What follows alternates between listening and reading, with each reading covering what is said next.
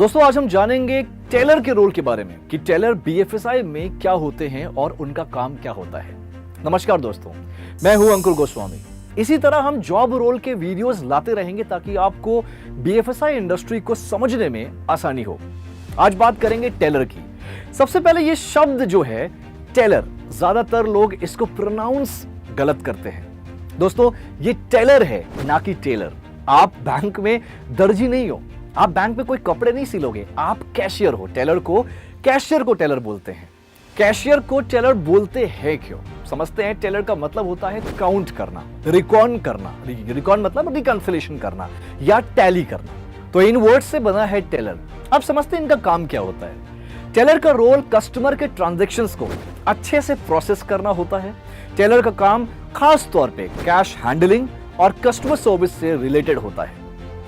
जरा डिटेल में समझते हैं टेलर का काम। कस्टमर के कैश डिपॉजिट्स और विड्रॉल्स को प्रोसेस करना, चेक और ड्राफ्ट्स को एक्सेप्ट करना और उन्हें प्रोसेस करना, करेंसी काउंटिंग और वेरिफिकेशन करना, कस्टमर के ट्रांजैक्शंस को अच्छे तरीके से रिकॉर्ड करना, फंड ट्रांसफर और पेमेंट्स को प्रोसेस करना, डिमांड ड्राफ्ट्स, बैंकर चेक्स, इनको भी इशू करने का काम होता है टेलर का।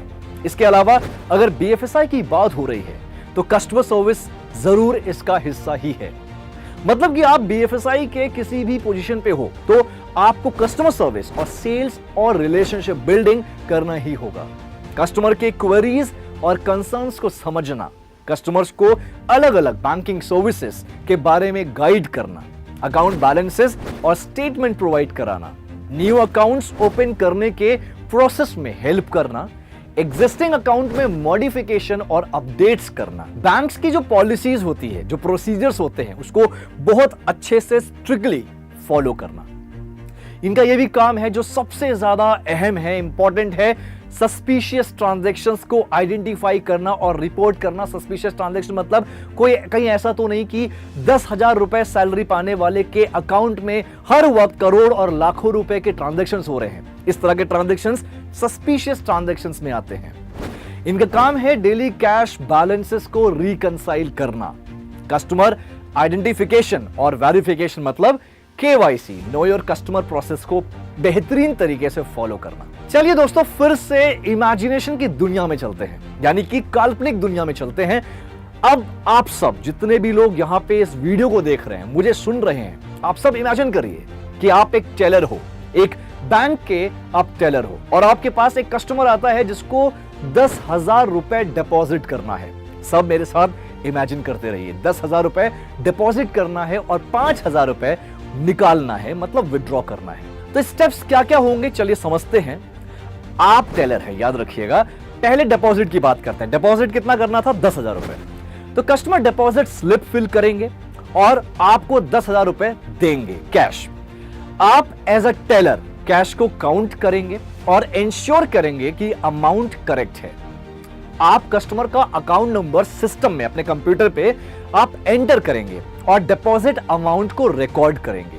सिस्टम पर यानी कंप्यूटर पे जो डिपॉजिट ट्रांजैक्शंस की एंट्री होगी वो आप करेंगे और रिसिप्ट एक जनरेट होगी, वो रिसिप्ट आप कस्टमर को दे देंगे। ये पूरा प्रोसेस डिपॉजिट का होता है। वहीं कस्टमर, जैसे मैंने बताया, आप इमेजिन कर रहे हैं आप टेलर हैं और कस्टमर आया आपके पास विड्रॉ करने के लिए। विड्रॉ अमाउंट कितना था? 5,000।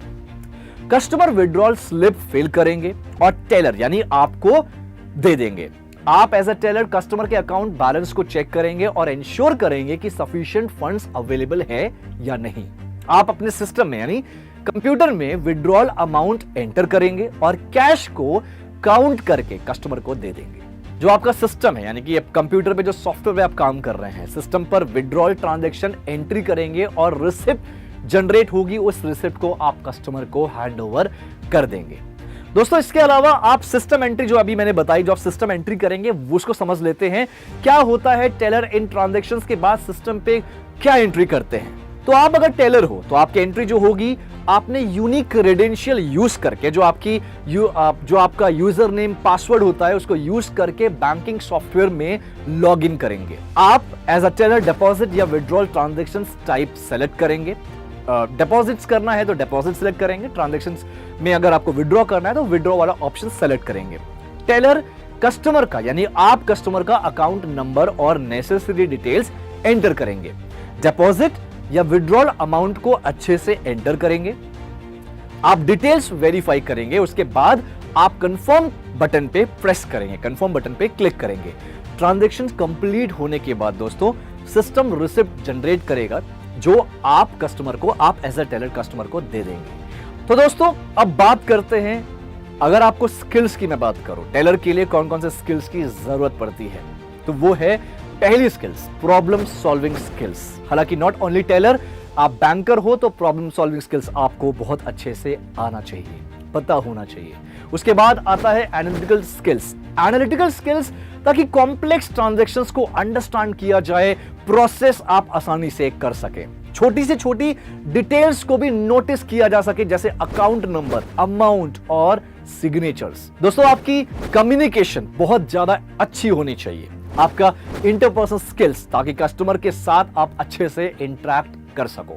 इसके अलावा जो बैंक के सॉफ्टवेयर होते हैं उसमें आप अच्छे से यूजर फ्रेंडली हो, आपको आना चाहिए सॉफ्टवेयर कैसे मैनेज किया जाए, और कंप्यूटर के जो सिस्टम बेसिक फंडामेंटल्स होते हैं उसमें आपको थोड़ा सा आपको अच्छी नॉलेज होनी चाहिए, जैसे हम कहते हैं बेसिक आईटी स्किल्स, जैसे कि डेटा एंट्री और information retrieval.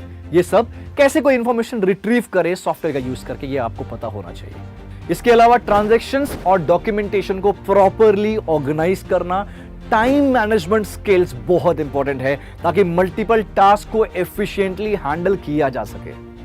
Cash handling skills, team work, तो ये सारे स्किल्स हैं दोस्तों उम्मीद करता हूं कि ये इंफॉर्मेशन आपको समझ आई होगी।